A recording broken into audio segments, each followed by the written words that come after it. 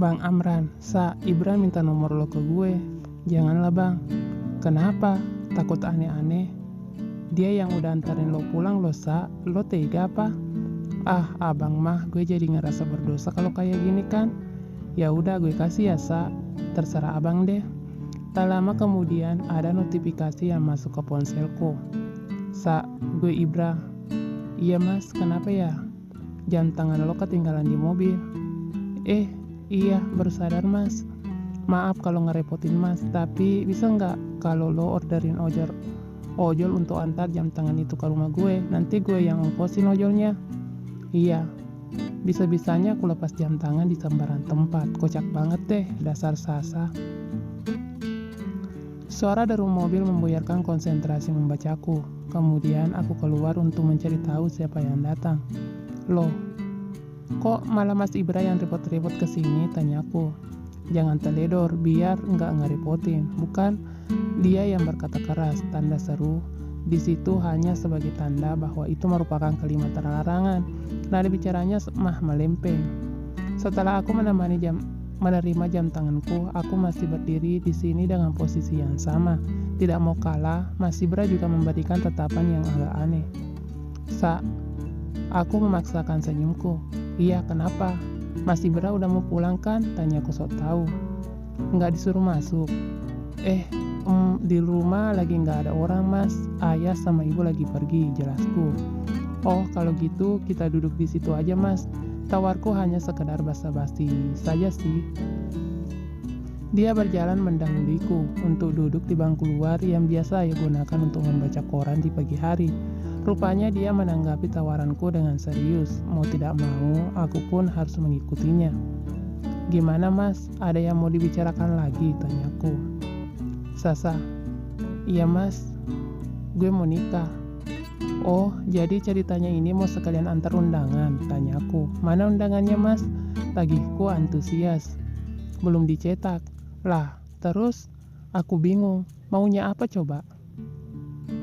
Lo beneran belum bersuami? Wah, jadi lo ngeledek nih, balasku. Di undangan jangan ditulis Sasa and partner, mas. Tapi kalau ditulis kayak gitu juga nggak apa-apa kok. Nanti gue datang bareng ayah. Lumayan makan gratis. Hehehe, candaku. Saat aku masih terkekeh, Mas Ibra kembali bersuara dan kalimatnya seketika membuat aku tersedak ludah sendiri. Jorok ya, bodo amat.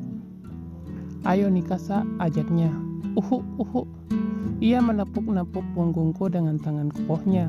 Biar bebas ngapa-ngapain, lanjutnya. Mas Ibra, tegurku agak kesal. Gak mau ya? Ya udah, gak jadi. Bahunya mengendur, tapi ekspresinya biasa saja karena dia memang tipe orang yang susah ditebak saking lempengnya. Bukan gak mau, berarti mau, selanya. Bukannya gitu Mas Ibra, kesalku. Kita udah lama gak ketemu dan tiba-tiba lo ngomong kayak gitu ke gue. Iya, gak takut ditolak itu? Gak pernah ditolak, Kedatanganku mengepal. Aku gregetan sekali dengan manusia satu ini. Kenapa tiba-tiba ngajakin nikah? Jomblo berkarat. Iya, aku berkacak sebal karena mendengar jawabannya yang super singkat itu. Lo juga kan jomblo menahun. Lo ngejek gue? Enggak, cuma ngomong fakta. Tahu dari mana? Nebak. Saat aku sedang mempertimbangkan jawaban atas ajakan Mas Ibra, aku terngiang-ngiang oleh kalimat-kalimat sindiran dari ibu. Yah, tahu nggak sih, itu anaknya Juminten yang usianya 2 tahun lebih muda dari Sasa. Dia udah punya anak loh. Mana anaknya imut banget pula. Tadi ibu lihat acara kesehatan di TV. Katanya perempuan itu nggak boleh nikah terlalu tua loh, karena akan berpengaruh terhadap kesuburannya. Apalagi saat aku mengeluh rumah ini sepi karena ayah sudah berangkat kerja, maka ibu akan berkata, iya sepi, akan ramai kalau ibu punya cucu yang cantik-cantik atau enggak yang ganteng-ganteng.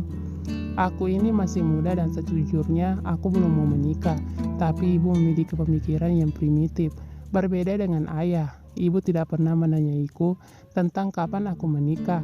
Namun ibu seringkali menyindirku tentang hal itu. Menurut ibu, sehebat apapun perempuan, maka ia akan kembali ditaklukkan oleh kodratnya.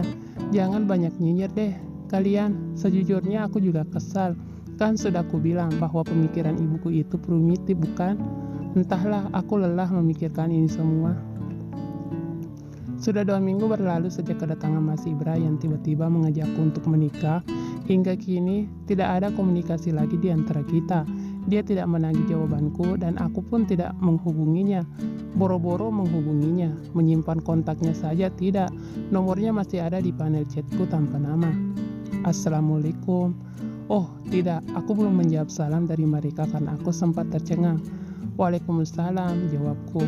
Kemudian menjabat tangan mereka satu persatu. Dengan tidak sopannya mataku melihat penampilan rapi mereka dari ujung kaki hingga ujung kepala. Aku tebak perempuan dengan kebaya rapi ini pasti ibunya, dan lelaki yang tampak seperti bapak-bapak ini pasti ayahnya. Namun kenapa pakaian mereka bertiga seperti orang yang akan berangkat kondangan ya? Entahlah. Aku jadi penasaran dengan tujuan mereka kemari. Ada apa ya mas? Tanyaku.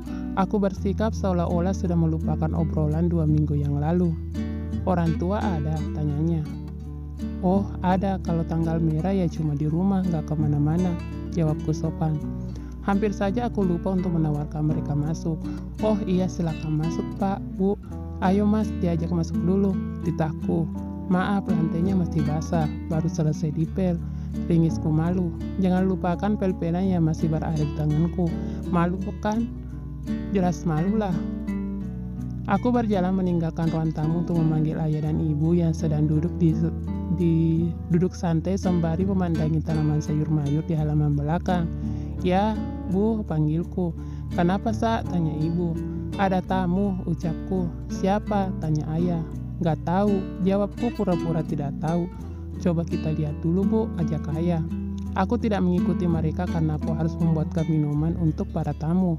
Setelah itu, aku mengantarkan minuman itu ke ruang tamu. Saat aku hendak beranjak dari sana, tiba-tiba ayah memanggilku. Sa, panggil ayah. Hah? Cengokku. Iya, tanyaku kemudian. Duduk dulu sini, tita ibuku. Tidak seperti kebanyakan sinetron yang aku tonton, aku tidak duduk di antara kedua orang tuaku, melainkan duduk di single sofa. Mendadak, perasaanku menjadi tidak enak. Jadi begini, saya sebagai papanya Ibra, tadi sudah mengutarakan niat baik yang membawa kami kemari kepada orang tua kamu, bahwasanya saya ingin melamar kamu untuk menjadi pendamping bagi putra sulung saya. Apakah kamu bersedia? Tanya papanya Mas Ibra kepadaku. Aku membeku, aku syok. Bagaimana mungkin aku dilamar dalam keadaan penampilan yang layaknya seorang budak seperti sekarang ini. Tidak ada gaun cantik, mewah, tidak ada dekorasi cantik, bahkan lantainya saja masih basah.